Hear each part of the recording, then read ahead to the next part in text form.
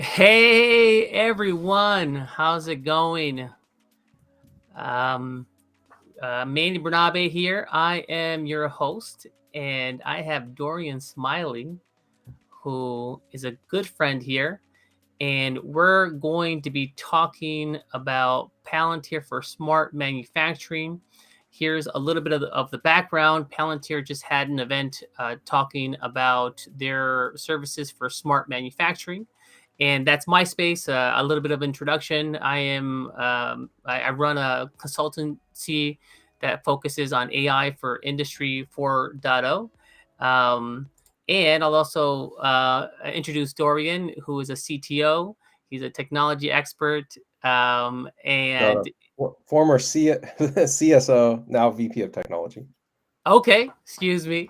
But Dorian is one of the most knowledgeable persons that I know when it comes to cloud computing and Palantir's technology. And so, really happy to have him on the channel to talk about it.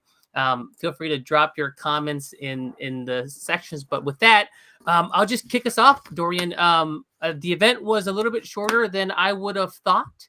It was hosted by a couple of folks, a deployment strategist, an architect, and a product person. And I thought it was just sort of some general commentary on some of the use cases that the team has been seeing. I frankly would have wanted to see a little bit more technology, a little bit more demoing of the software. I'm not sure who the intended audience was for that event, but it seemed to me like a little bit too watered down for a serious engineering customer. So if I've talked to engineering managers that would be interested in Palantir for their operations. Like that's the commentary there was that's kind of like just standard stuff for them. If you're an IT person, then also kind of standard stuff. So from my vantage point, I would have wanted to see a little bit more demonstration of the actual software. So they talked about open by design. Okay, that's interesting to me. If I'm an IT manager, I don't want to be locked into a vendor. How are you doing that? How is that? How are you putting that into your technology? So those are some of the quick thoughts that come to mind. And anything you want to comment on, Dorian? Yeah, I want to echo that. I really was like, who is this for? Because like we're so much like everyone kind of is a level deeper than that already who would show up to an event like that, in my opinion. So like if you're going to show up to that event, chances are you want a deep dive on what they're actually doing. The high level talk, I mean, it really is meaningless at this point. And so like I understand that they want to try and maybe frame the problem for the industry and kind of like talk in generalities, but like they need to start really digging into the technicals. And so like good example of that would be like when they're talking about avoiding vendor lock-in with lift and shift strategies and data silos, like do you run Foundry in Azure, AWS, and on-prem, and can they all work together? Or are you like running Foundry on AWS, on-prem, Azure, and then you have one central install of Foundry that's kind of like the master Foundry, and all the data goes in through there in the pipelines? Like those are questions that need to be answered, and because when I hear them say things like, "Oh, there's all these data silos at various cloud providers and then on-prem and all these places in most organizations," it's like, well, yeah, but how are you solving that problem with Foundry? Like I can think of a million ways to solve it on my own, but we need to know like what is your approach to solving that? What advantages does Foundry give us when you're talking about these disaggregated data silos that are like running all over the place? So that would be a A- good example. Absolutely. And as someone that has deployed solutions to industry, Yep. I can tell you that one of the biggest pain points is all the disparate data sources Yep. that you need to tie together. So Yep. I have ERP data. I need to know the history of an asset, when it was deployed, when it was launched, the version, Yep. what's the most recent update to the software, who maintains it last, what did they do to it. Okay, now I have to pull that. I have to pull in telemetry data that's giving me real-time readings on pressure, on electricity, and Yep. what's going on with the machine. And I gotta tie all. And there's other four other data sources that I have to tie together to make decisions. And Yep. so, my sense is that Palantir has figured out a way to hack that better than most. I would like to see how that's possible. How they're doing that. Yeah, that's like the critical thing I'm looking for, because I think that is the 0 to 1 move, because anyone can like bottleneck that into a silo. It's hard, but you can do it. Like take all that telemetry data, basically create a master account that everything is funneling into. But that has its own challenges. Like I think Sam was her name, the woman who was giving explanation on the Palantir side about data streams. And like, yeah, data streams get big real quick, right? It's like as sensor data spins up and you're operating, you get and so like having like a master account where you're funneling all that data into and it's sort of serving as the central bottleneck for everything. I mean, we can all do that, like so I want to know, like, are you doing this in a decentralized way? Like, do you have a really cool architecture that solves this problem? Like, and how are you dealing with the data stream problem?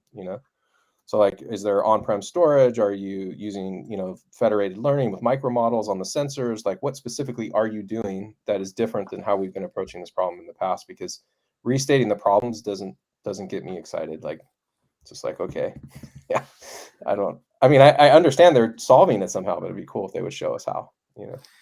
Right, and they have a number of good use cases on the website. I mean, just digging into any one of those, like this Yep. is how we solve predictive maintenance for Yep. an airplane manufacturer. Okay, just give us the details, show us a little bit of the code, how it's going. I think that would help too.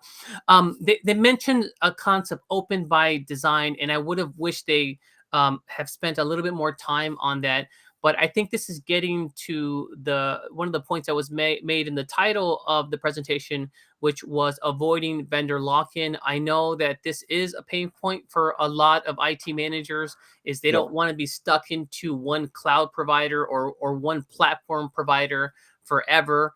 When they didn't really go into it, but when they're talking about open by design, what were some of your impressions in terms of what they meant by that? Yep.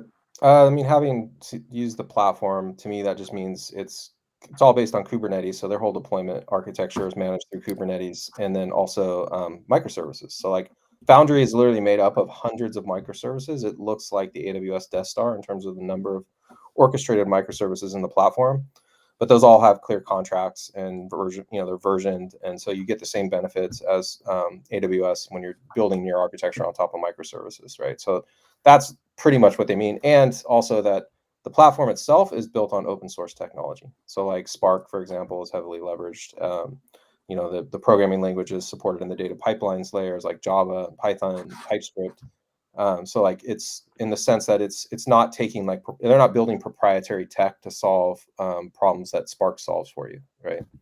And then all of that tech is also open source. So like all their Spark distribution, along with their React framework for their application layer, their TypeScript implementations, like all that is open source too. So like, they're open by design in that sense. I think they shouldn't have framed this way though, like because they're framing the whole conversation around vendor lock-in.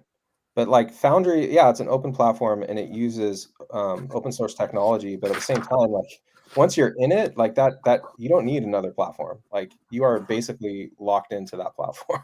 So like from your data pipelines and ingestion and data streams, like all the way down to your application layer out the other end, and the security model completely governs that whole thing end to end, from like data ingest all the way down to the applications that the operator is using to make a go or no go decision based on a model inference. So I kind of wish they didn't frame it that way. What's up, Chris? How's it going, man? But yeah, like I wish they hadn't framed it that way. It just should have really been framed like, what is a clean architecture for building on top of legacy IT? Like that would have been a better way, in my opinion, of framing it. Because the problems they're talking about that they were trying to explain how they solve is really the result of a lot of legacy IT debt built into existing systems, in my opinion. And they mentioned ERP, but I have a feeling there's some proprietary stuff they run into that manages a lot of the stuff as well.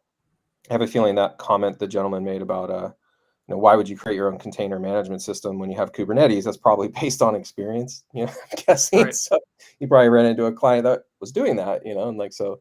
But I think it's really like, what is clean architecture when you're building on top of legacy IT, especially a lot of on-prem legacy IT, and you got to get it into the cloud, and it's not just one cloud, it's multi-cloud. That's driven by the fact there's disaggregated data silos everywhere. So what is the architecture that solves this problem in a clean way, dealing with all the problems related to bottlenecks and security and all that?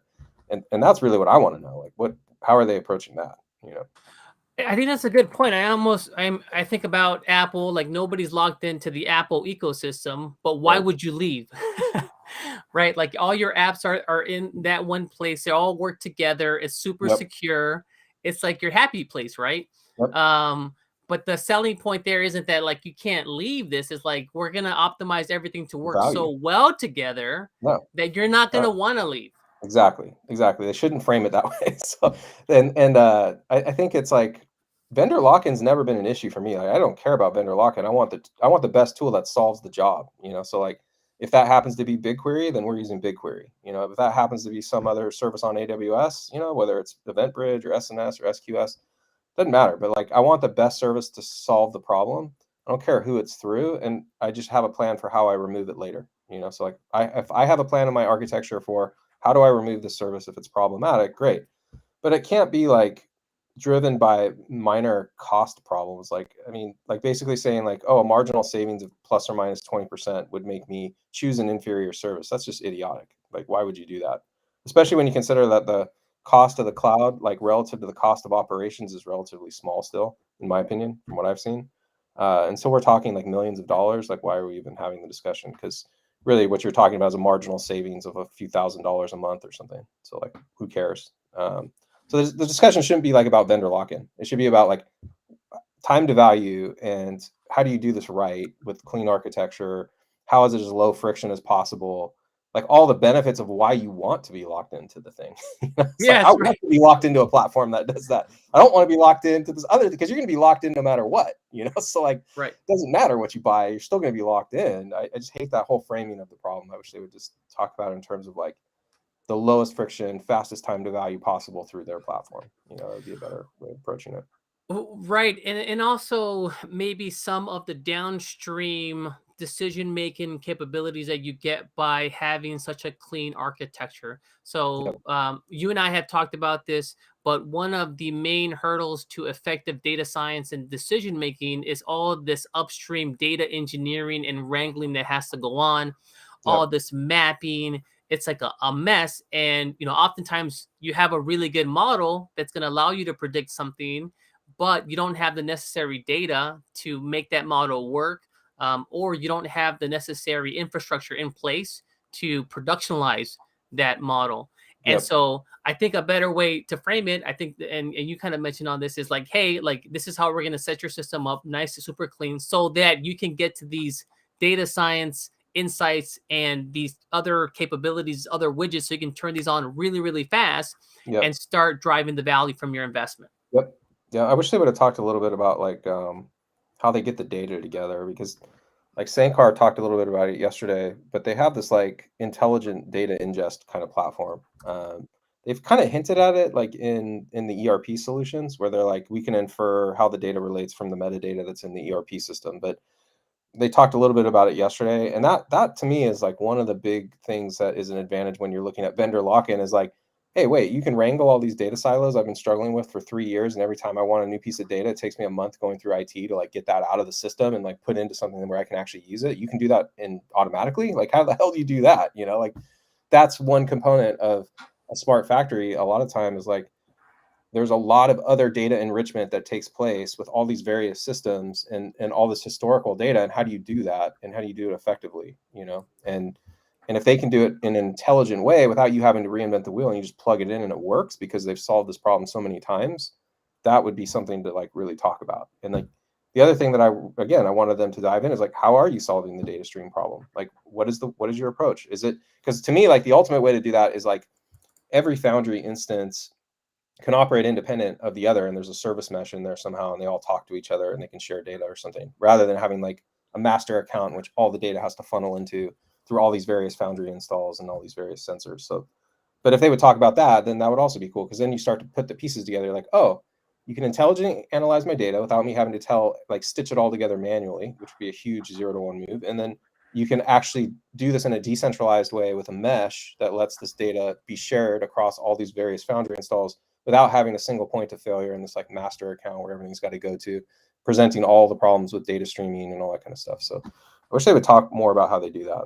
I totally follow with the automated way of ingesting data. I think that's also when some people talk about digital twin and industry 4.0, they're Yep. really talking about an ability to map disparate data sources to a couple of few common types that make it easier for you to map new instances of that type to to that platform. So, for example, if you know what makes up a wind turbine, you know all the different readings that go into a wind turbine and all the different operations, all the different modes. You can have an object of a wind turbine, and then you can just copy paste that and then redeploy that for the new instance of a wind turbine and do that pretty fast. And that's a quick way to get all of your system, all of your assets up and running on a platform. So I think that's what they're kind of getting at with the intelligent ingest platform of sorts. But again, would love to see a little bit more about that. Can you talk about this notion of a decentralized approach? I think that's compelling. I have a little bit less understanding there. What's the value add there? Well, it's really solving the problem of like there's no single point of failure. So like when they gave the multi-cloud example, like, you know, they're basically saying the world today, I believe they stated like it's really multiple clouds. Vendors are often on like GCP and AWS, and then they have like local on-prem stuff. But it's more like a mix mash of various on-prem and cloud provider solutions that these companies are all touching. And that's part of the digital transformation journey these days. It's like, it's not just one cloud, it's all these clouds plus on-prem. And on-prem also being the factories where the data is being generated, you know. So like that problem though is often solved by saying, well, let's just spin up this master system in AWS, and then all of the data goes in there, and then we analyze it all there. But there's lots of problems with that. One, you're locked into AWS. I mean, basically at that point, like, why do you have these other cloud providers? You know, and like, if the argument is the service is that much better, great for a particular service. But if not, then there's this natural tendency to want to move towards consolidation, which is a distraction in a lot of cases and probably not worth doing. But it's also like a single point of failure, meaning if that like AWS region goes down where that thing is running, like you're screwed, you know, your whole operation's down. So the problem becomes then, how do you get a decentralized version of that where you could run like multiple masters, whether it's all on different cloud providers, right? Or multi-region in AWS or on-prem, AWS multi-region, GCP multi-region. And then you start to approach something of a system that never goes down, right? So like you have ultimate redundancy in the system. It's an active multi-cloud architecture. No one, to my knowledge, has been able to make that work yet. Like active multi-cloud, good fucking luck. Like active multi-region, maybe, but that's hard. That's not easy. You know, so like even AWS will tell you don't do it unless you absolutely have to do it. You know, and so like if they have a solution to that problem where you can have multi-cloud, on-prem, active, because Foundry has a networking mesh, and basically you can pull data from where it's sort of owned and still use it, kind of like Snowflake's data sharing without replication feature. If they have a solution like that, that would be incredible, because then it's completely resilient. You know, any Foundry instance could go offline pretty much, and if you can still get a copy of that data somewhere or get to the data, you're good. You know, but I don't know how you would do that. Like that's beyond my level of understanding. I haven't built a system that would be like multi-cloud, multi-region, or sorry, multi-cloud, multi-region within the cloud, and also supporting on-prem, all for a single system in which nothing is considered master. Really, you know, that would be challenging. Highly fragmented. But we have talked about Palantir being multi-cloud. You think that's a little bit more reasonable? They've stated, well, I mean, they've stated that they're multi-cloud and that Foundry works together. They just haven't elaborated on how, you know. So like in their demo day, and I believe there was one other presentation they gave. So demo day last year, and then in another presentation they gave, they did state that Foundry isn't just a siloed application like that. It can actually work with multiple Foundry instances and interoperate in some way, but they haven't elaborated on that. But that does help solve this like single point of failure, you know, data stream bottleneck problem, like resiliency, redundancy, all these kind of things that we're looking for. That would be revolutionary, you know, because it basically means like every factory you could run Foundry on-prem, right, and get a faster feedback loop and analysis within that factory. But you could link all those things together to get a better level of understanding globally, you know. And if you lose any one of those instances, the others are still operating effectively. Right. So is the primary reason to go multi-cloud would be robustness, so that you're not losing anything when in regards to privacy, in regards to maybe savings on certain cloud functionalities.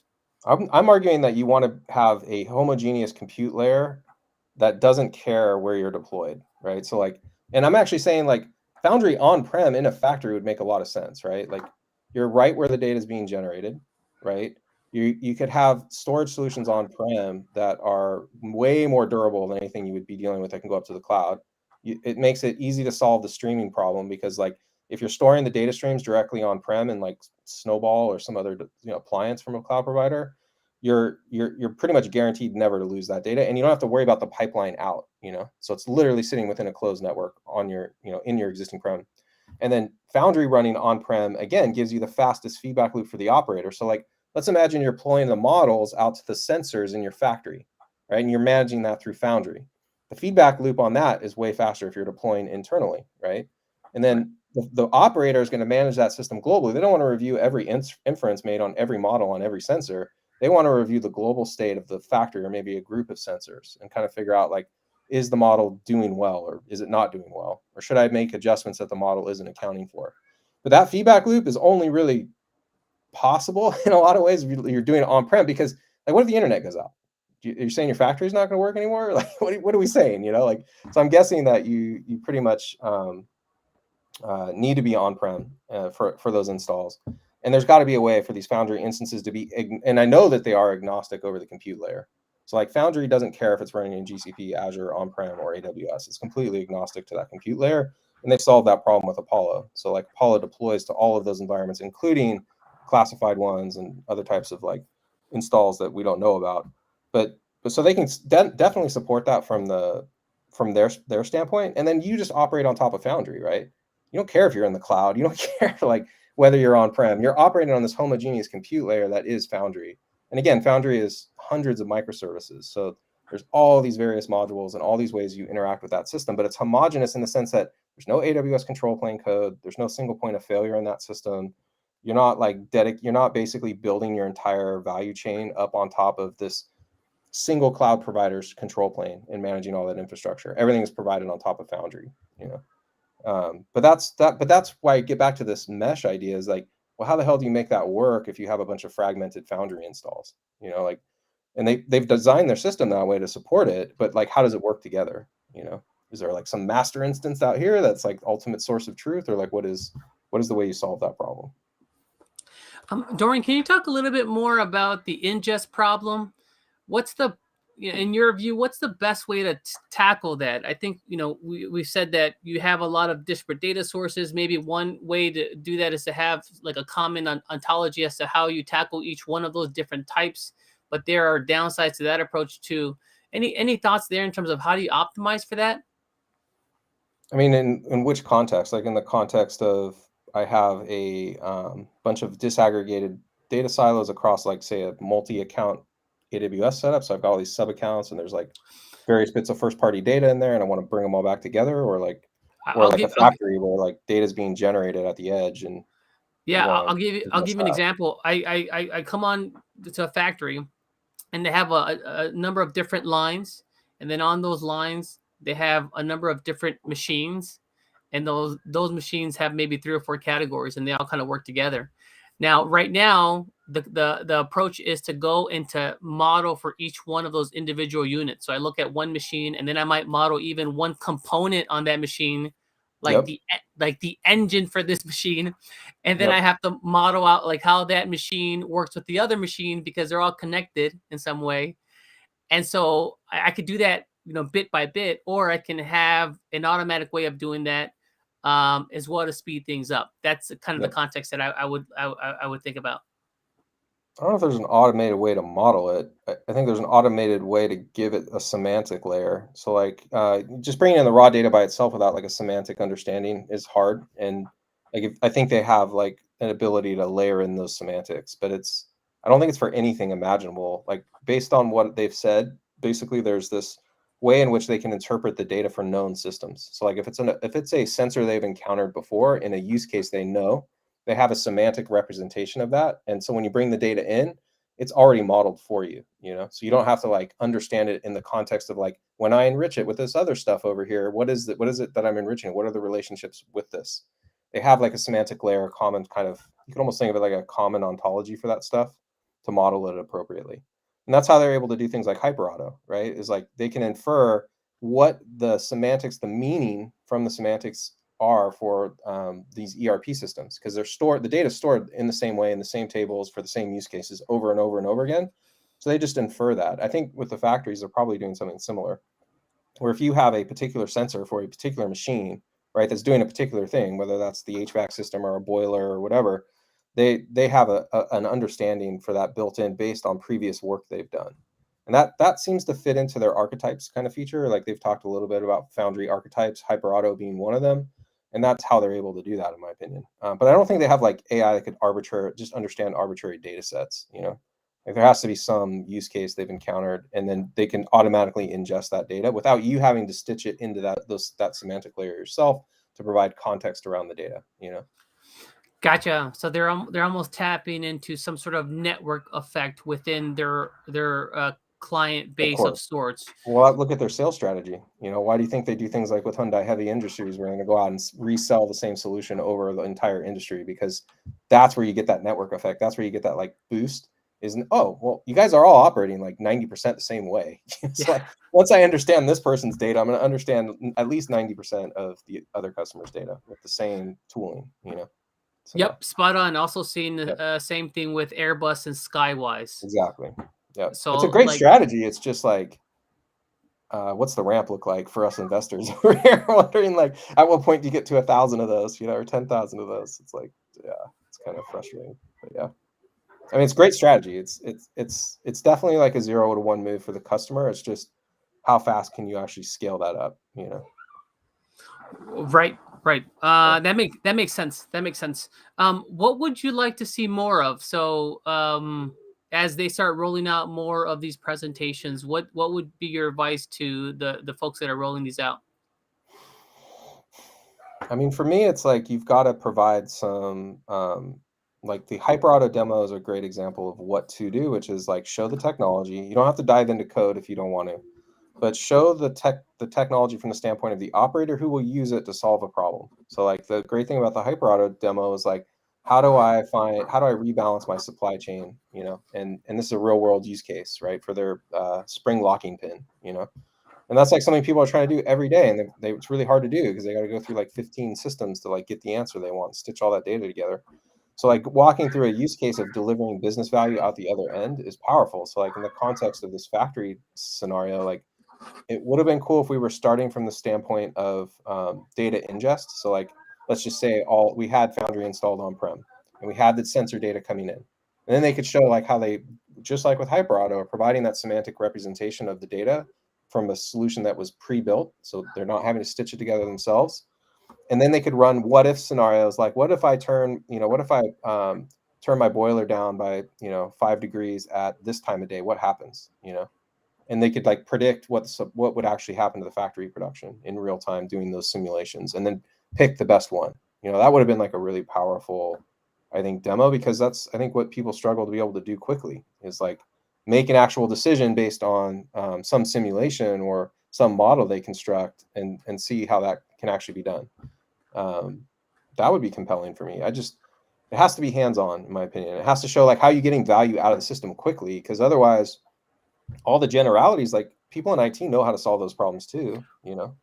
So Right. Spot on. I think that's a good format. Like focus on the operator view in terms of how they might be using the end UI. So Sam mentioned with the PM on the call, she mentioned deploying a digital twin that was simple, rules based. Okay, I mean a lot of digital twins are rules based. That's totally fine.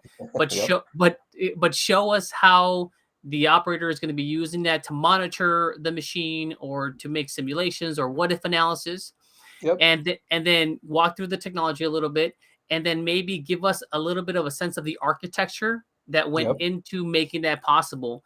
Because for me, like as a practitioner, like I want to see a little bit of the bottom of the iceberg, so to speak. You don't have to show me the full guts, but show me how many different data sources you stitch together to make this one little simple graphic, which to people, to like, if you don't know any better, like a simple digital twin, oh, that's super easy to do, whatever. Like doing that in production is not easy, especially if you're stitching a whole bunch of data sources together.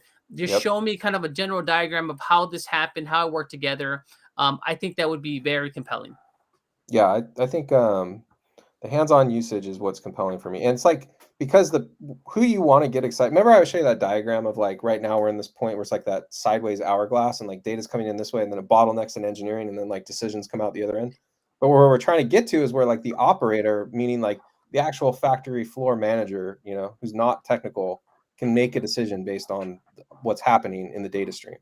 That's where we want to get to. We want to move that bottleneck in engineering. No one wants that. It's not the nirvana state we want to be in. We want to be in the state where we go straight from data to decisions. And if they get that operator excited, so that person over there who's now waiting on engineering for 3 weeks to like answer a question, if they get them excited, then every sale they have won't be like this hard sell, you know? They'll actually have advocates who are like, dude, I saw a demo of this last week. It'll solve my waiting on this one person over here who's got me hung up for 3 weeks or a month for every question I ask, you know?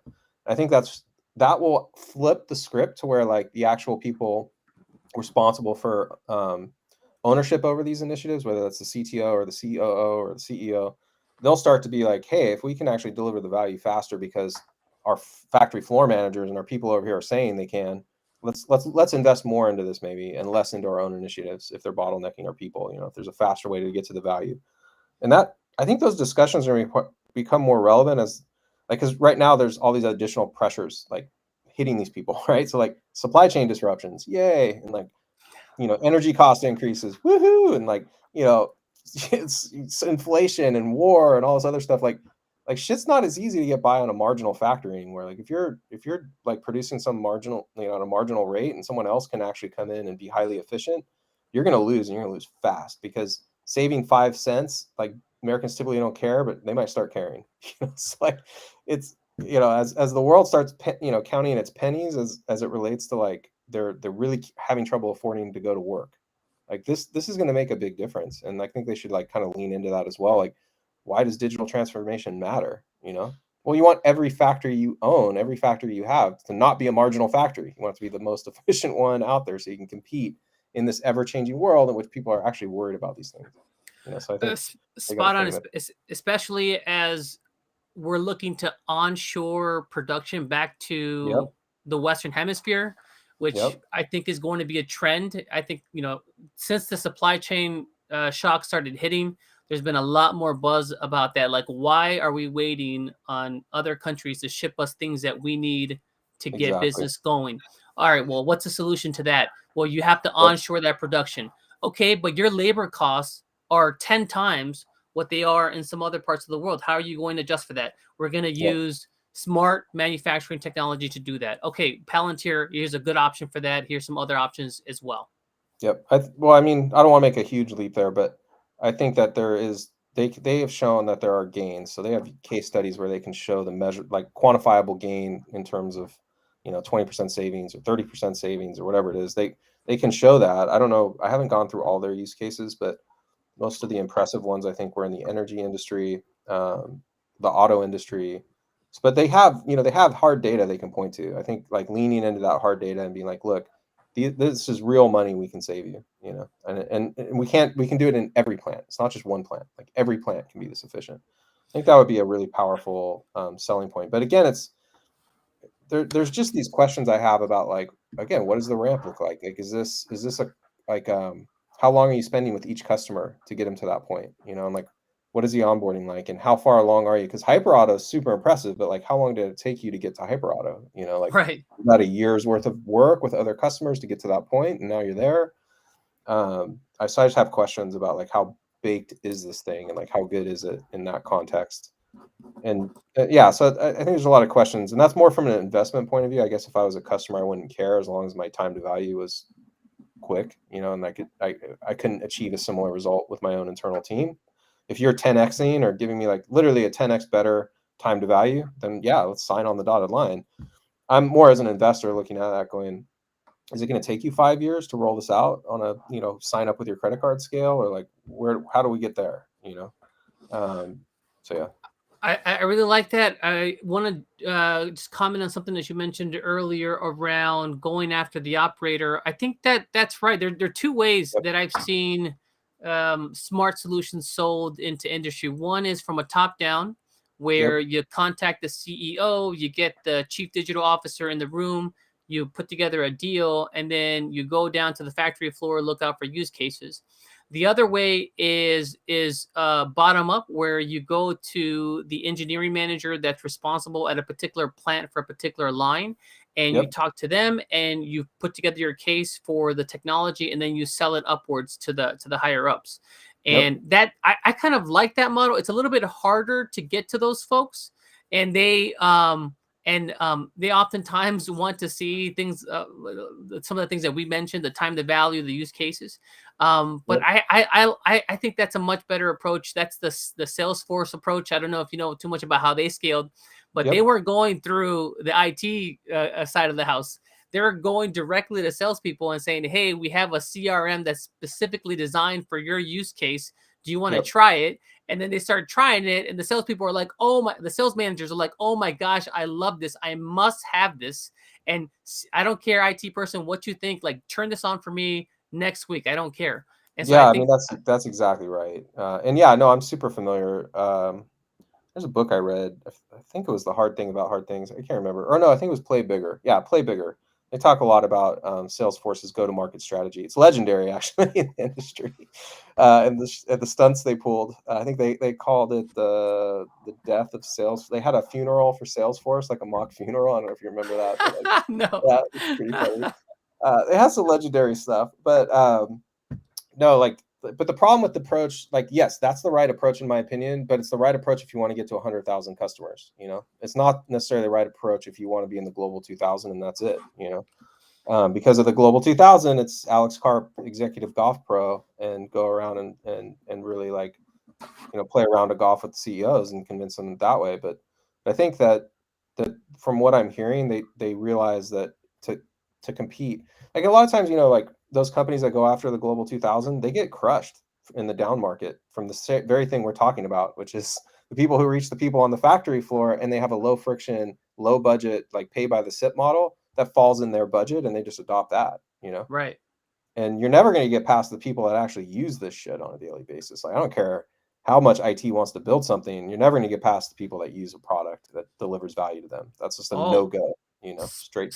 spot on. And I can tell you that I've been on deals where we've done it wrongly, where we Yep. came in from the top down and it felt pushed on to those folks. And there's a little bit of sabotage that goes on. Yeah. Like, Yeah. oh, corporate office wants us to use this. Oh, great. Yeah, yeah, sure. We're happy to help. Meanwhile, Yeah. they're like just like, waiting for you to fail. Yep. So you're right. No, like, do not overlook how important those operators are. We Yeah, especially if there's a competitor entering down market who's got like a low friction, easy sign up process, and it fits in their budget, even if they're going to spend 10 times the amount you might have spent with Foundry down the road, like as they onboard you to new services, it doesn't matter because that budget will just keep increasing. So like I think they realize it. The part that scares me is just like with this recent interview with Sankar was like they're not actually saying, they're not letting us know exactly how they're going to solve that problem. Like, and it sounds like to me, like when I hear them describe it, they want to take and make Foundry more modular. And so like, let me try and break this down, but like we'll get back to why this is going to affect the operators and why they may not adopt that strategy, which is when they say we want to make it more modular, what I'm envisioning is like you got this giant Death Star of microservices. Have you ever seen the AWS Death Star? yes. Seen a picture of it? Right. You know how you have that big ball of like little services that all interact, right? Right. And if you have to deploy one of those for each customer because you're using a silo model and you can't just disaggregate the relationships between those microservices in Foundry, that means you have a really high value like asset that has a high cost for you to deploy and manage. Like each one of those is hundreds of microservices. They're all orchestrated internally in this silo. They all have their own data sets that need to be isolated. And that's very much a silo model like a lot of companies use. I mean, like Tableau uses that model. A lot of other Databricks has a similar model last time I checked it out. But like when you have hundreds of microservices, that's like a big problem, and they got to sell that thing at a high price to make sense of it or to make business sense of that.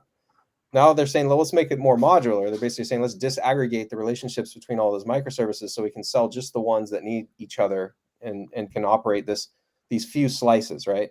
But the real solution to that problem isn't that, right? The real solution is re-architect the whole damn thing from the ground up so it supports pool model where all isolation is done at the software level. So you have one Death Star that runs basically everyone, right? Except for your high value, high customers who can afford to run it in a separate, install. And then the tenant isolation is done within the software, and you can just sign them up with a database entry, essentially, right? So like that's the right solution, but that would, in my opinion, require complete re-architecture of Foundry, because you have to actually go in and do the scoped isolation of each execution, ensure the software is guaranteeing data isolation and security. That's pretty gnarly, But so coming back to the operator level, are they going to be able to produce a modular version of Foundry that fits in that person's budget and is low friction and easy sign up with a credit card? Because that's what you're going to need. That's what Salesforce did. So like you aren't going to convince those people unless they can sign up as easily as they can with Snowflake. And until they get that through their fucking heads, and I really mean this, I really don't think they understand that. I think they have misunderstood the consumer space on a fundamental level because they've operated so long in the government space. They've got to wake up to this. And unless they're considering complete re-architecture and refactoring and they're going to get to market with that, I don't think a smaller silo is going to get you to a price point like Snowflake or Salesforce. That's my opinion. Average customer spend with those people is pretty low. I think Snowflake's 162,000 a year. I think Salesforce is substantially less than that. So I think it's like 16,000 a year. It's like Salesforce is really small average customer spend. So yeah. And it's about, so I like the contrast that you're making. It's, are you going to go after the global 2000 or are you going to try to sell 100K of these different types of services? Can't you see that battle taking place inside Palantir right now? Right. I can't just by listening to what they're saying and what they're doing. I could picture the battles that they're having over this, Spot on. And it may be it's a matter of timing. Of course we want to be able to get to 100K, but we need to sell at least X amount of the global 2000 to fund it. Yeah, exactly. No, I mean that would be the conversation I'd be having. It's who the fuck's going to pay for this? But at the same time, I mean they are sitting on a lot of cash. I mean they have over $2 billion in cash, so they could fund it. I think that's probably just disruptive. How do you do that without derailing a bunch of stuff that's already happening, and how do you make that all work together? It would just be there's probably a lot of strategic initiatives that have been in place for a while, and it might seem as might be disruptive to that, or might be perceived as disruptive, or maybe they're doing it and it's just taking longer, and they actually need to get customers onboarded at the same time they're trying to rebuild this thing and get it into a place where you have that low friction onboarding. It's probably an all or above scenario too, because at all these companies, there are hybrid models. It's not just that you have the low friction experience.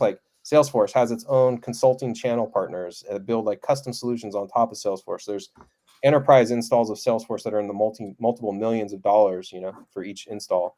It's the same thing with Snowflake, so there's tiers at every company. They definitely have that top tier experience wired and down. And I think they have even a mid-tier kind of business model down. I think where they're struggling is the foundational layer, which is everyone else is hundreds of thousands of customers who could propel this thing into trillions of dollars of value. We're missing that part, which is where most people start. Most people start on that low friction sign up, 100,000 customer pool, and then they layer in the enterprise features down the road. They're kind of going about it in the opposite way. We got a question here from Chris. Is Foundry going to come out of the IT budget? Probably. Yeah. I mean, I think it has to right now, given the cost, how much it costs. Who else has a bigger budget? I'm not sure. I don't think marketing or sales would be able to afford it, or, if you have operations, maybe. So maybe operations could swing it. But generally, IT has the biggest budget for that kind of stuff. Yeah, Chris also talks about how stop treating IT as an adversary. Don't F with IT, and we are professional monkey wrench tossers. Oh my god, that is spot on. You don't mess with IT because you can be 6 months into a POC and then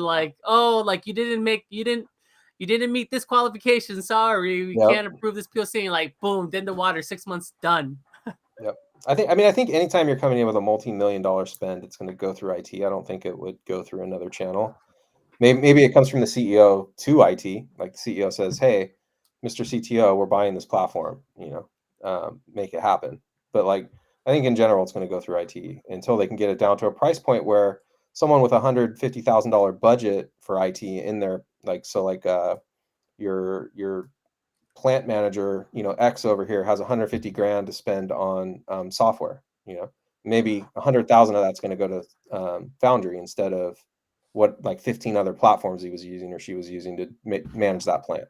That would be my guess. So, I mean, correct me if I'm wrong, but what is the budget for software for those people versus IT? You know, to me, IT's got the massive 7-8 figure budgets. You know, like the Right. other people don't have those kind of budgets.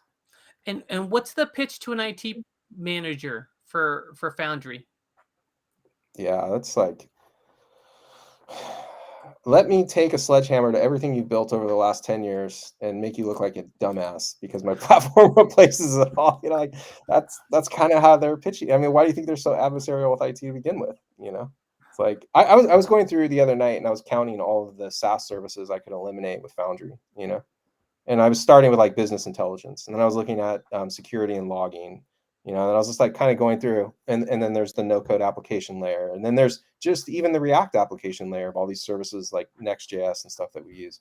So I was like kind of going through and counting up all of the things they replace, and it's basically like a global solution for like that interview Sankar gave yesterday, where he said that where the ultimate place where they want to be is like an application platform, whether that's AWS or iOS or Android.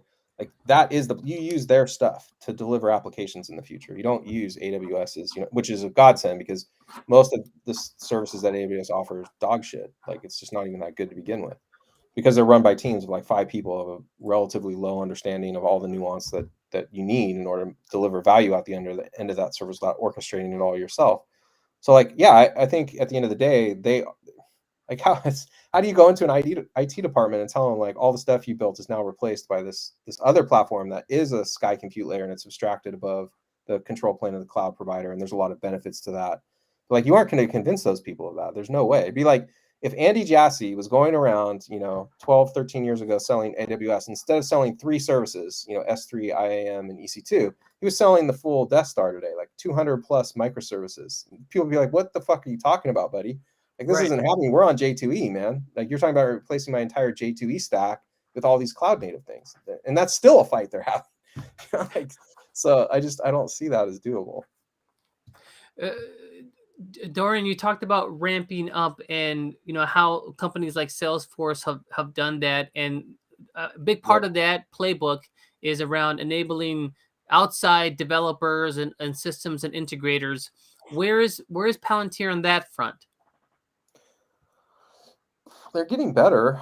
You know, their developer channel is actually pretty cool. If you take the time to, I mean, obviously it's not what we need, but like it's a good insight into all the pieces. And if you watch my videos, you can kind of see how they all play together and form like the basis of this engineering ops layer, which is, you know, everything from the IDE out the other end to the CI/CD build system, all the way into the pipelines and then ontology layer, the no code application layer, low code application layer. Like they've done a good job of kind of laying that out at a developer level so you could wrap your brain around it. That's not nowhere near where we need to be. I mean, like, dude, every other company provides online documentation for the whole platform. I can see it all, right? Down to the each microservice level. They provide, you know, quick start guides and sample code on GitHub. They provide a certification track that's open to everyone. You don't need to be a customer. You know, they go around city to city holding, you know, conferences where you can get certified at the conference. You know, like that's the level of investment they're going to need for sure. The good news is they, like I said, they got a lot of money to make these investments. There's no shortage of capital, like, you know, and they're generating more and more of it every day. People are criticizing, like, you know, you're gonna have too much cash.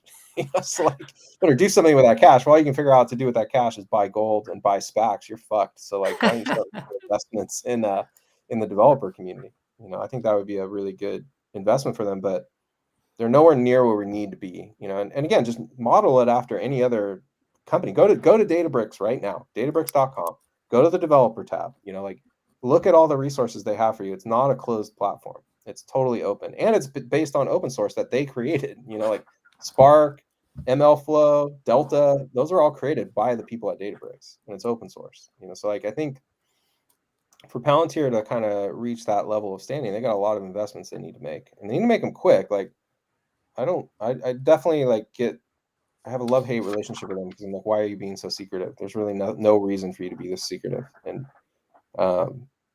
so yeah, I think they need to get with it right quick and start making those investments. And they should start, you know, if they have open source technology or like technology that's proprietary, they should think about open sourcing it and contributing to the open source community. So Spot on, spot on. yeah. Let's see what else.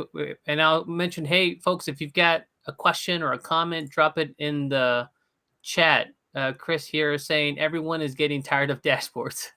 Yeah, no, I think well, so this is cool because like let's kind of look at like what is not like okay, a dashboard is a bunch of global features, right? And it's really hard to tease out like the magnitude versus the effect of a global feature. So you got this one global feature is this big, right? And like it's easy to see the magnitude of a global feature. It's really hard to tell what the effect of a global feature is, right? And so like that's where we get into machine learning and data science. That's the whole kind of the whole purpose, in my opinion, is like let's go beyond global features and let's tease out magnitude from effect, and let's actually understand these systems at a much better level. And like so they touched a little bit on the challenges we face there, because truly what we want to model isn't one thing. Like it's not one piece of data that we tease out through this one algorithm. It's like we want to know the behavior of the system. Like it's a complex system, right? So like a factory is like a complex system. We want to predict what will happen if we give it different inputs.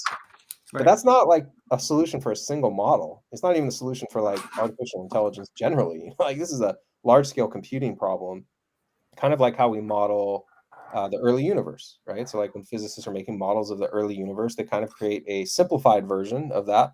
Can't model every particle, but we can model enough of them, and model the fields, but not to a complete, infinite, this sort of infinite degree of granularity, to a degree of granularity.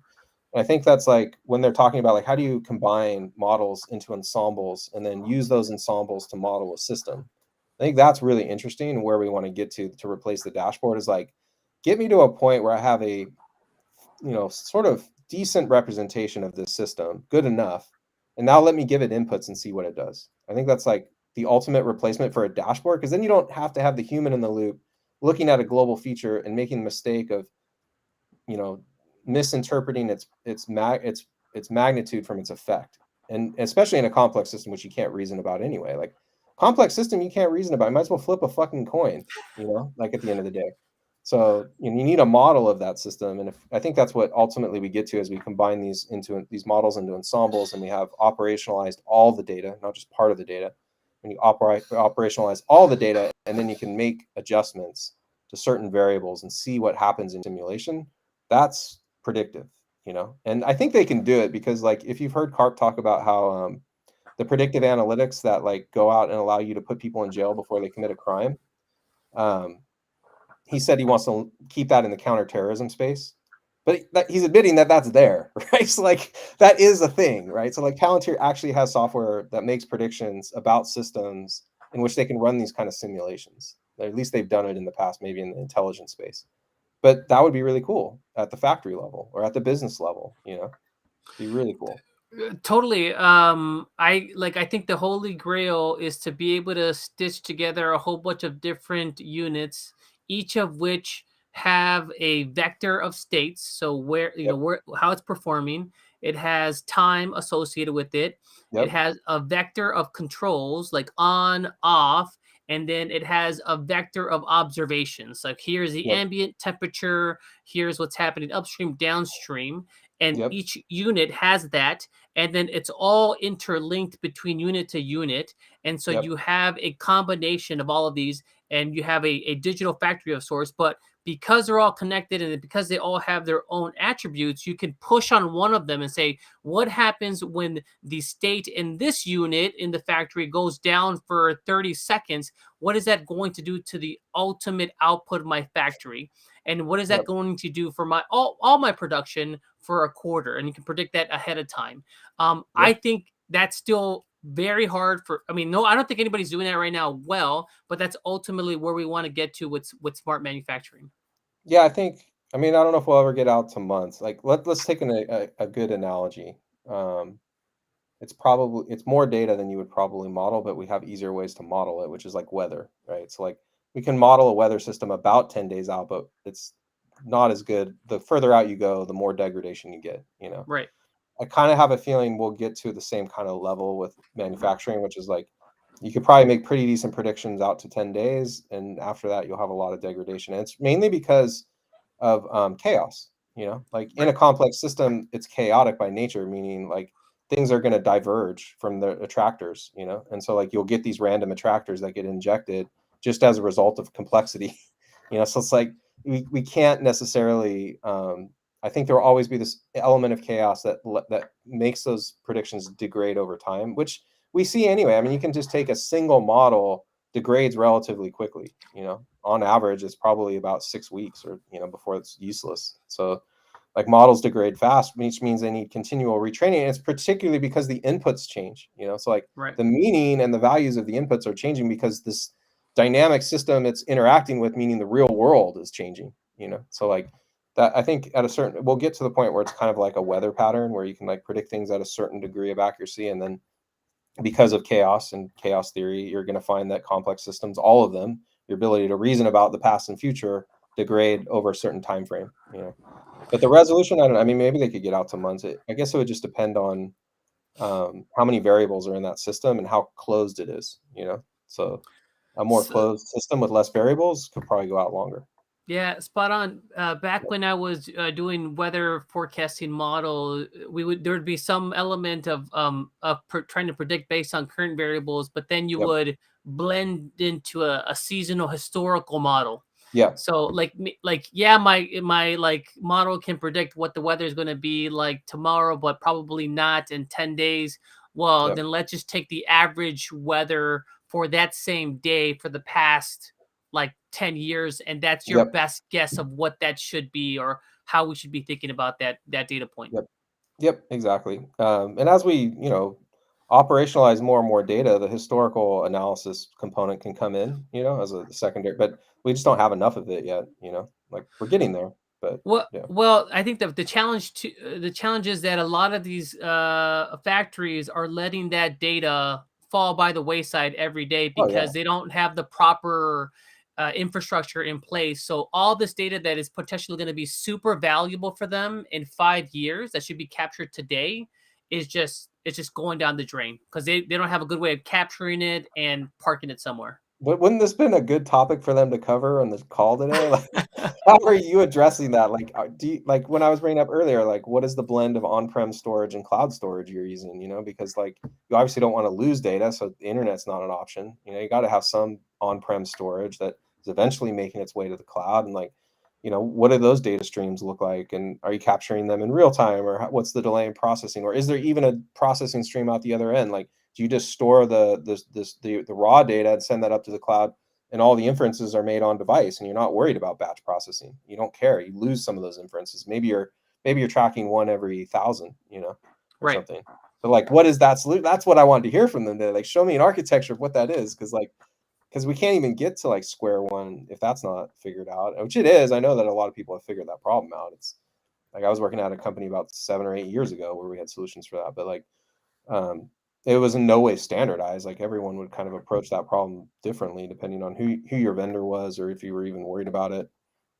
But I think having that historical data is really valuable. So even if you're just going to back test stuff and incorporate things like enrich it with seasonality and weather, like shit, we've even incorporated weather patterns in user engagement and sign up models. So like to understand in different regions like how weather is affecting that.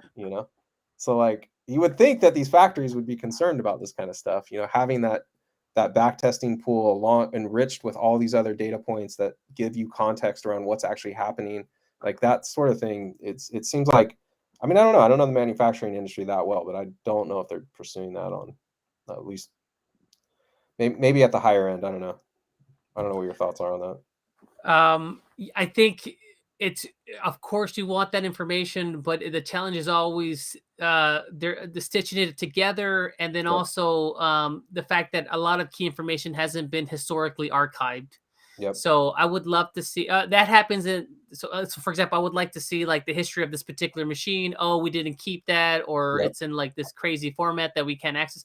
Oftentimes, too, the machine manufacturers won't give you access to the data on from the machine itself. Oh, Like jeez. you bought the machine. Yeah, get this. Yeah. Yeah. You bought the machine, but Yeah. access to its data is not part of the deal. Like Like the you have to. Monsanto model where like the farmers can't keep the seeds. They can't plant the seeds. You heard that? Right. Like Yeah. Monsanto, they sell the seeds, but like you can't use the seeds from the plants that you grew because that would be a violation of the agreement. It's like the same kind of Right. thing. Yes, Yeah, there's actually, yeah, there's a lot of that in manufacturing that's still getting yeah, kind of worked out. And so so there's just those kind of challenges that exist. that's funny. I didn't know that actually took place. That's pretty classic. Um, Uh, yeah, I mean, we need that if we want to get to the point where like weather predictions. Yeah, we need that. We need that historical data, and it'll help give us context over what's actually happening. So, the other issue is that the the nature of the machine also changes quite a bit. So yep, if you upgrade the firmware, it's not the same machine that it was 5 years ago. So even if you have the yep, same historical data, it's not always applicable. And I gotta say, like I started my career in finance, and then I yep, went into industry, and that was one of the biggest pain points of going from data science and finance to data science and industry. In yep, finance, I could sit down, I sat on my Bloomberg terminal, and I could download 20 years of historical data on the entire S&P 500, and I can grab 100 factors from price, earnings, cash flow, yep, everything in one little command is great. But then you get into industry and like you don't have any of that. Like every time I want to start to write a new model, I have to like go out and get the data myself and clean it. It's always like sparsely populated. It's a big mess. yep, yep. Yeah, it's, I mean some of the challenges in there are never going to go away. There's technical solutions to some of them, as far as like firmware updates and whatnot. Like if if you can write adapters to just transform the data, like normalize it into something that's consistent, but then you have a loss function. You know, like there'll be a certain amount of loss in that transformation most of the time. And then there's a problem with processing it. So like if you're not actually doing that in real time, like processing the historical data sucks, you know, because then you've got like this big problem of like, well, how do you transform it all across all your factories? And that just becomes problematic. But I mean, I think that we could get to a better place if companies are like adopting standards to do these kind of things, you know? So like what is the holistic approach we want, right? Well, I want to model this thing the same way I model a weather system. I think that's something that everyone can wrap their brain around. How do we get there, right? Like, well, we need to operationalize the data streams. We need historical data to back test and give context, and like we want to join it up with all these other things, you know, Right. whether that's actual weather system data because it affects the plant production, or like other kinds of information about supply chains or energy cost or whatever else it is, the grid provider and their service record, like whatever it is, that you want to enrich all that data with. But there should be like a template kind of to follow. And I think it's where Palantir is probably going to lead the way, like in terms of we know how to solve this problem for real, you know. And they've shown that. I mean, I think their record's really good in the energy industry, and especially like with energy production and oil rigs and wind farms and a bunch of other stuff. So I think they could get there. It'd be cool to see like them advertise that though and show like, hey, we know how to solve this problem for real. We can take into account all these things so that you can get to the place where it's like a weather system. Because that would be like the ultimate, I mean, carrot for the CEO out there or whatever is like, you could model it like a weather system. What? Like, tell me how I do that, because that would be pretty cool. Spot on. Like You know, imagine getting like a daily forecast 10 days out. 10 Here's days what your out. production. Yeah, yeah. And it's accurate, fairly accurate. That would be pretty cool. And then you could do things like, what happens if this supplier shuts down? You know, and then you can model and have that as a part of your forecast. So like you could go through the scenarios of like what actually what this could look like should these events occur, and have Right. it be way more accurate than looking at global feature analysis. Because like again, the global feature analysis, you don't know, it's really hard to tease out the magnitude from the effect of those things, and that's why you get like a poor resolution decision when you operate on those. But yeah, I mean, why don't they sell that?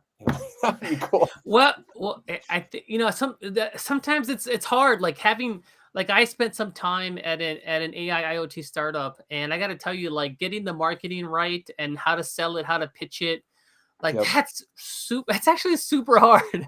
So I empathize with some of the folks at Palantir Yep. and other companies that are trying to get the message out as well. There's like a lot of voices internally, and there's things like there's a lot of like back and forth. But that said, I got a comment here from LinkedIn. Great talk, both of you. I've onboarded your suggestions for my next session. So I'm guessing this is someone from Palantir that's listening in on and getting like this feedback. But Nice. I think, hey, this is how you get better, right? This is why I like the fact that they're being open and honest with Yep. this stuff. And here's what we have. Like, give us some feedback, guys. Like, we're gonna go back and we're gonna, do a better session next time. And I feel like, if any company can take this type of criticism, it's the Yep. folks over at Palantir.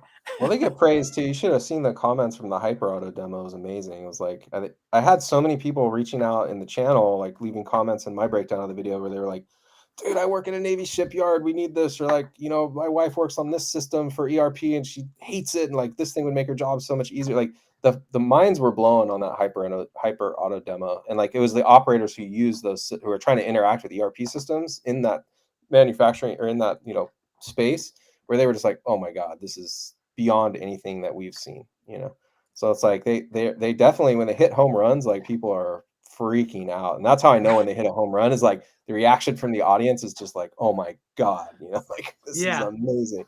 And they're capable of delivering that, like their software is that good. I give them a hard time because I want my 10x return, but like it's like it is a true 0 to 1 move. Like it's super impressive stuff. Hopefully we'll get to show more of it on the channel soon. I have some stuff that I'm working on with them so we can demo use cases. I can just go through like one of the ones that I want is a generalized application platform for Foundry, where like a lot of the tools we use, like Versal is a good example in the modern web application world, where they run your React app or your Angular app, which is just like a web application or a mobile web application, but they let you plug into all these services, right? But the problem with that is all these services represent like all these weird data silos, and you got to get that first party data back into like a central system. And Foundry could actually be like the ultimate nirvana platform for building every kind of application possible, because you get this like ability to stitch the data back together through a federated model back into the ontology system in Foundry. But what's cool is that can actually power application layers. So like I can export hot partitions of that data out to really fast read sources like Redis, and I can launch full React applications on top of Foundry that are governed by the same security model. So now I get an end-to-end integrated security model with data governance, which is like most of the problems we have in building like a lot of these applications is governing the data usage and data consumption, and get that out of box with Foundry. And if we do it right, you could actually write back to Foundry through these apps, make a change through this model called an optimistic update, where the update goes into a data stream. Foundry will eventually process it and then notify your application that it took place. If you can do that, you will have like solved the biggest problem for teams that I manage, which are our iOS teams, our Android teams, our React teams. And like, how do we build an ecosystem on top of our operationalized data? Foundry has figured out a way for you to do that. And really excited with this like federated data concept, because what it'll do too is it'll eliminate the need for tools like GraphQL. We don't need GraphQL. I always hated GraphQL because it was like they're doing the same kind of federated data concept. They're doing it really poorly with really high latency. And the way Foundry could do it is like extremely high latency. Like I can go from something that takes 400 milliseconds to like 5 milliseconds, right? So like that's a huge move. And also the ability to govern it end to end. So I get the same data security basically end to end. So there's some things, so we're experimenting with that with Foundry, but I think Sankar is right when he's saying things like, this will be the next AWS. Because if I can do this proof of concept, I can show how we would never want to use AWS ever again for anything. So I just want to build everything on Foundry from the get-go, except for maybe like I need some Redis clusters, or I need some RDS cluster or something like that. Can you talk a little bit more about this concept of federated data model? Yeah. So like, there's two really big problems we face today. One is that we generate a lot of first-party data across multiple sub-accounts in AWS. So like every time a new app spins up with a new team, a lot of them get separate sub-accounts. They may share a common VPC architecture through Transit Gateway in AWS, where you have like certain CIDR block ranges that can be shared, but typically there's a sub-account. And what happens is that app will now generate first-party data in that sub-account. So like maybe there's an RDS instance or a document DB, or maybe they're using DynamoDB, which doesn't apply, but it kind of does. But they're generating all this first-party data. But we want a model like, let's just take a user, right? Between our iOS, Android, and mobile web applications, along with line of business applications, what defines a user is now fragmented into all these data silos. There's all these various attributes that are common, but then there's ones they're generating specifically for that application. But we want to know, like, what does a user look like totally with all that data? Like, let's pull it all back together. But like going out and reaching into all those sub accounts to get a common domain model of all that data put together and have it cleaned and maybe have it enriched, right? That's a hard problem. And I mean, there are multiple ways to do it. You can build your own data pipelines and like, Spark and write that code yourself. You can use GraphQL and do federated GraphQL endpoints and pull it all up through there through like that REST API. But to me, like that's all time consuming and painful and usually really low, like really slow. Okay. So like managing it that way is really, really slow. And it's really, really brittle, And there's different security problems baked into each of those sub accounts. It's really hard to have a unified security model where people are accessing that data.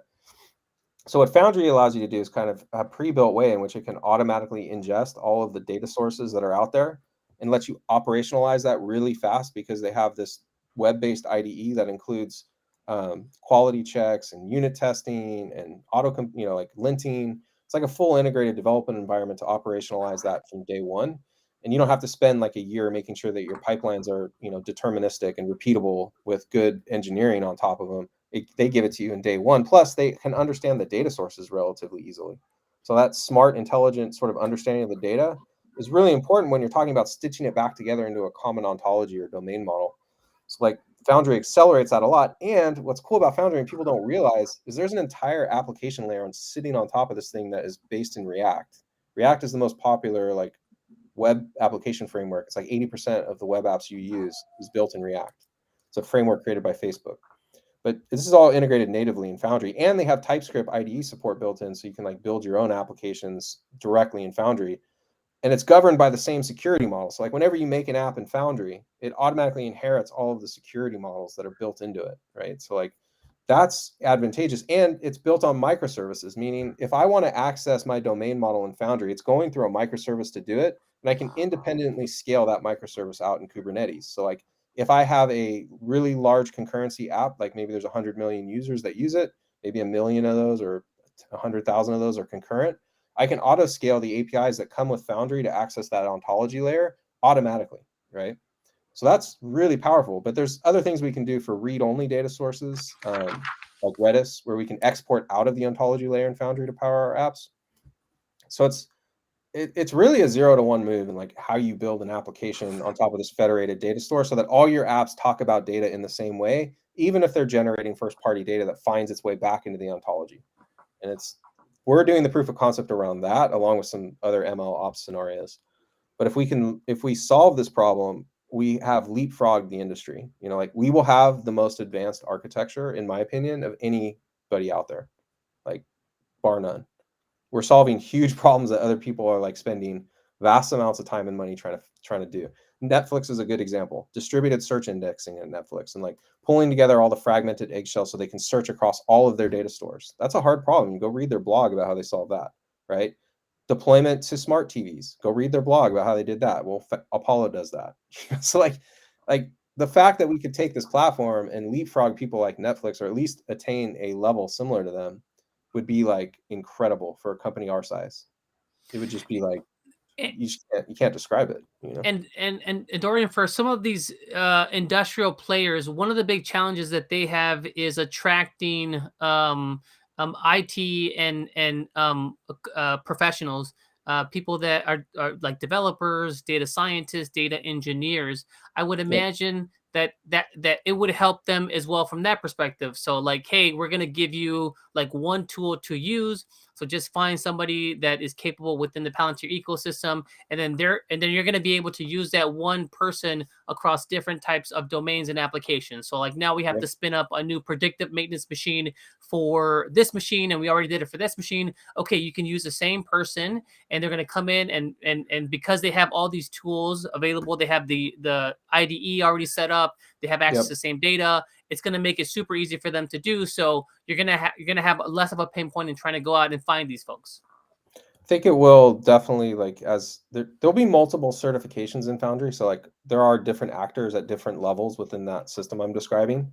But I think what's cool about it is like, it's homogeneous. So like if you go between foundries, you'll have this like kind of like homogeneous layer you're used to using.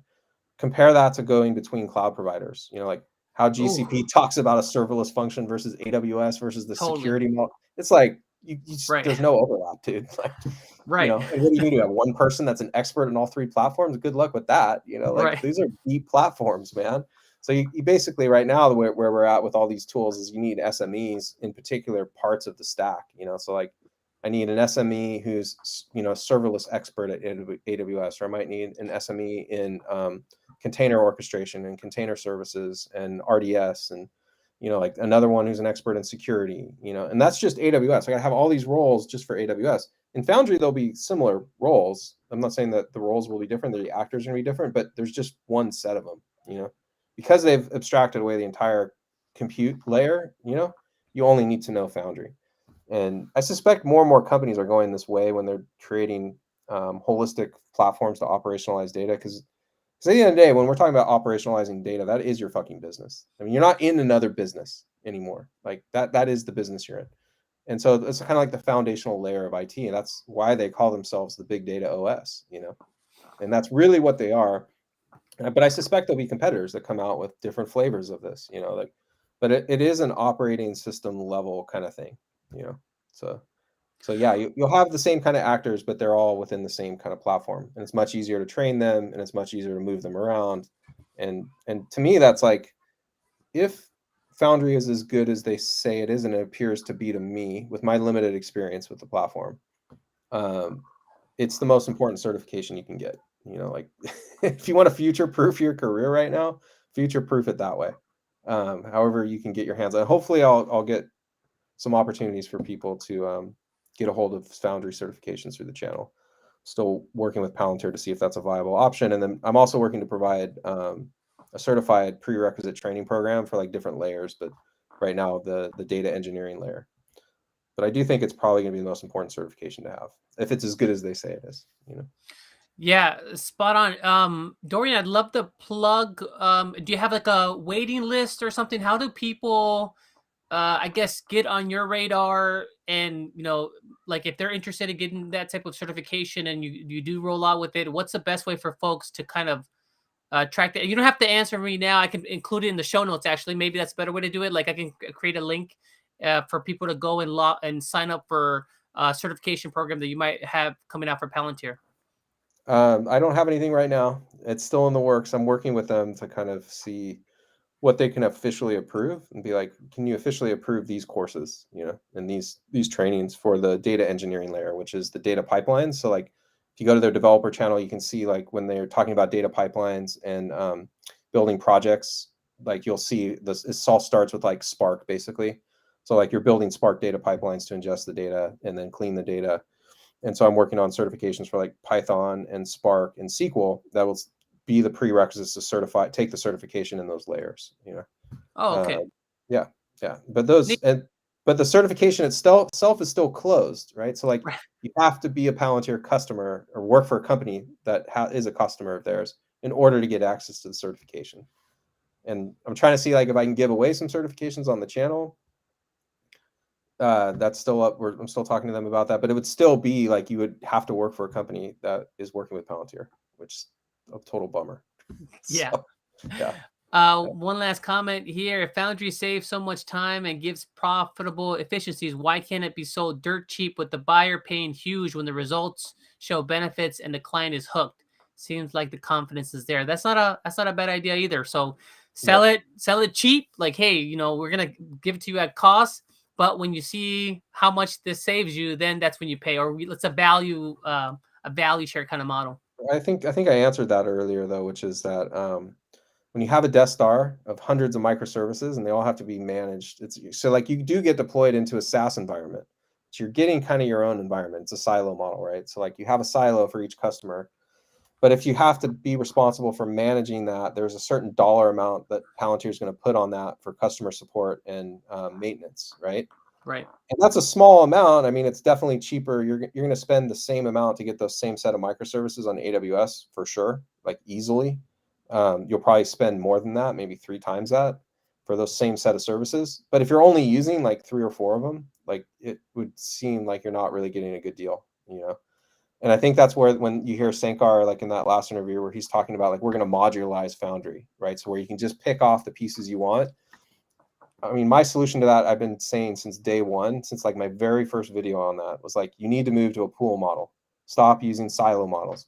But that often means you have to rewrite all the software, because the software enforces the security model, not the network, you know? And so I think that what they're trying to do is like disaggregate the microservices, so things that don't need to be orchestrated together can be sold independently. You know, there'll be a set of services they always have to orchestrate together, but then they can pick off a few of those and make the cost of operationalizing that environment for them cheaper. Because remember, you are running in their AWS sub accounts, like their AWS cloud, when you sign up for the SaaS version. And so, but again, they have to put a dollar amount on that. It's probably directly related to the amount of people that have to monitor those environments and deal with that. So I think that's why they're still in the six-figure lowest level entry point is still in the six-figure. I'm not gonna say what six-figure range, but just it's in the six-figure range. Got it. Great. Yeah. Great. Hey, Dorian, thanks for coming on the show. Great commentary. You see me like, if folks out there in the audience, you see me like thinking really hard, because that's like, I'm using my full brain power to keep up with Dorian. He's like so light years ahead of me.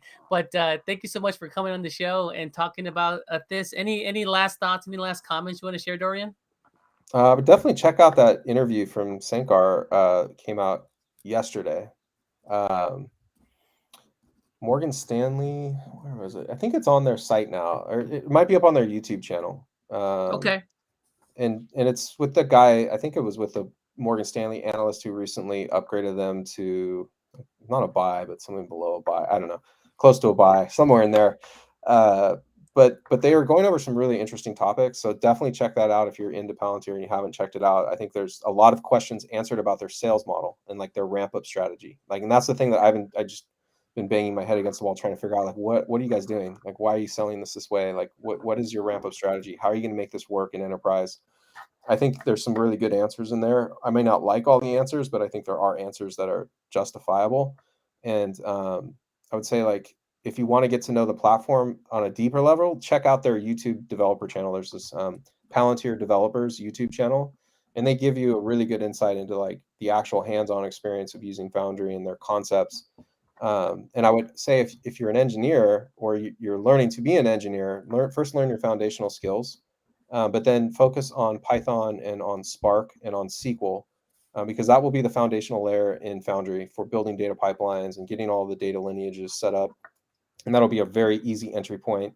And from there, you can kind of springboard into, machine learning or statistics and stuff. As you'll probably have to go to school for that. I'm not saying you're definitely gonna have to get a master's, but you'll have this nice foundational layer of education to be efficient in Foundry and deliver value to an enterprise while you go to learn all those other skills. So yeah. Spot on. And I'll just add that oftentimes a couple of rules-based models like that will wow a lot of managers. It's a low bar there. There's a low bar. I mean, just the data pipelines wow people. It's like that's gold. Yeah. I mean, dude, you know how much time we would spend writing these pipelines just even a few years ago? It was crazy. So like, yeah, they've really made that experience as a developer like approachable, and like you don't have to do any of the hard heavy lifting around Spark anymore. Like you're literally logging into an IDE, and from second one you can start manipulating the data and in a way that's controlled. So it's pretty groundbreaking there. But yeah, Spark, SQL, and Python, I would say, are the three things to really learn after you've got your foundation layer in place. Perfect. And I will include links to all of those things that you mentioned, the interview, the YouTube channel. I'll include that in the show notes. Cool. Dorian, thank you so much for coming on the show. Everyone, thank you for joining us, and look forward to our next conversation. Goodbye. Thanks, Manny. Shout out to Chris too. Hey, Chris Patel.